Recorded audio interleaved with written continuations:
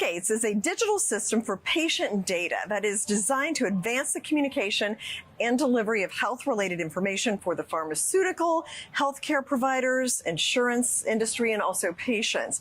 Now, at a time when advances in the treatment of difficult diseases have rapidly changed, current antiquated technology is holding back advances from the people who need it the most. And here to explain the HealthGates solution is the CEO, Gary Markham. Welcome, Gary. Great to have you here. Good morning, Jane. Thanks for having me. So, yeah, just give us the mission of HealthGates.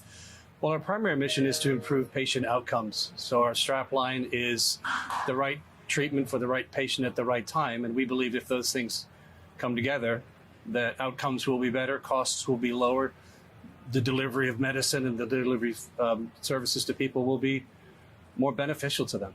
So explain the process. Like, how does it work and what are the problems it solves? I feel like the healthcare industry has so many issues. What kind of problems? I'm glad you call it the industry, not the system, because there really is no system per se.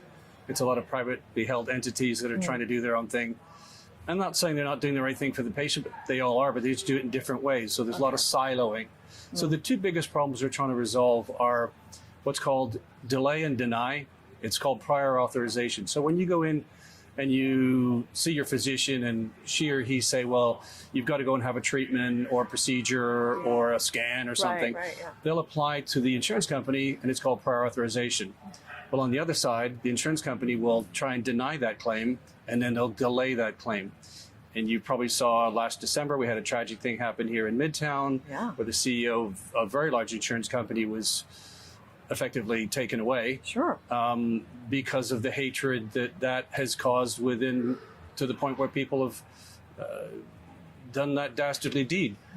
The interesting part about that incident, however sad it was, is that the public outcry wasn't so much about how bad of a deed it was that people felt that it had touched a nerve.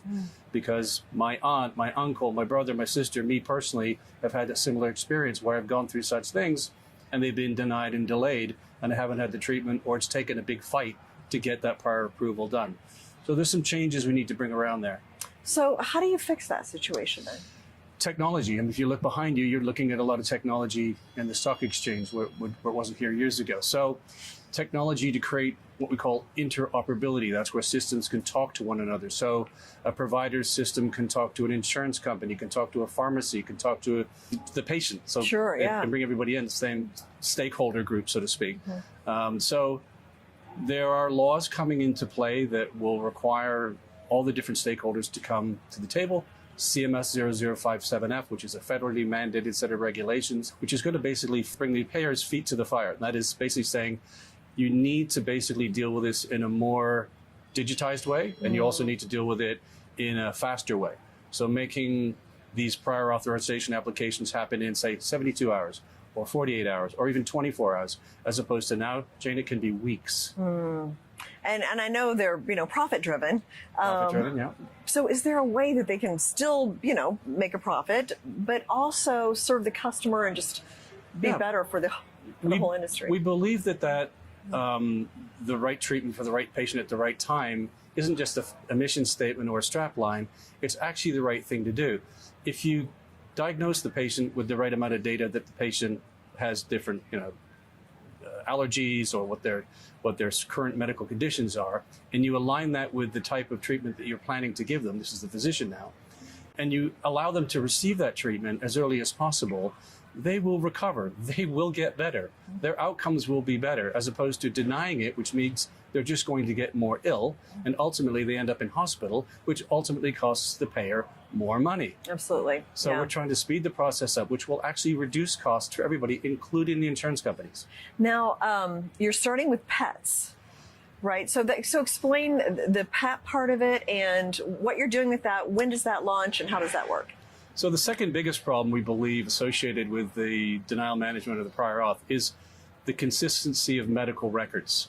So you and I have, under HIPAA regulations, we have the ability to manage our own data. But I've lived in many different states and I've lived in different parts of the world. My medical records are all over the place.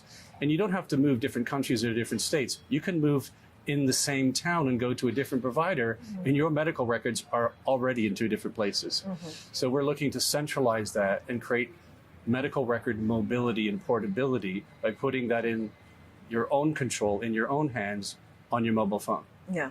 And so explain how, if I'm a pet owner, what do I do? Is it an app I download, or how does the process start? So on the pet side, we looked at obviously humans first, and then we realized that 66% of people own pets, and people are treating their pets just like a member of the family, so that they have treatments and drugs and ailments and allergies, and they need certain types of food and all the rest of it. So we started to look at pets, which again, if you have pets and you travel, and 80% of Americans travel with their pets, the pet's record is all over the place. So their immunizations, if they need a rabies shot, when's their next checkup? When do they need to go in to have a regular checkup for the end of year, regular sort of maintenance like our annual health check. So it's pretty much the same scenario for an animal as it is for a human. Not quite so complex, but again, pet medical record mobility and portability on a cell phone. So we're going to enable you to collect data from different sources, your vet, your groomer, your dog sitter, your dog walker, whomever that might be that's collecting data on your pet, but particularly your vet, and say a hospital, and be able to upload that and control that within the app. And so what's the future for HealthGates? I'd say the future for HealthGates is based on a series of launches trying to fix those two big problems. Medical records, we're starting with pets. We're starting with pets because it's easier. The barriers are lower, the regulatory the regulatory conditions are lower, and then we'll move into humans right after that. So obviously HIPAA plays a big part there. We're already HIPAA compliant, GDPR, data protection, personal information, that sort of thing. Very important around data security. So we'll launch the My Pet QR app in August. We'll then come out of the gates, excuse the pun, we'll come out of the HealthGates in say January of 26 with the human version. And then as the law starts to bite on the prior auth, we will be launching the prior authorization application. It's more of an enterprise application as opposed to a mobile app. So we see this as a sort of 3 to 4 year run up, creating greater interoperability between all the different stakeholders around medical records and prior auth. And, we're going to build the company both here in the United States.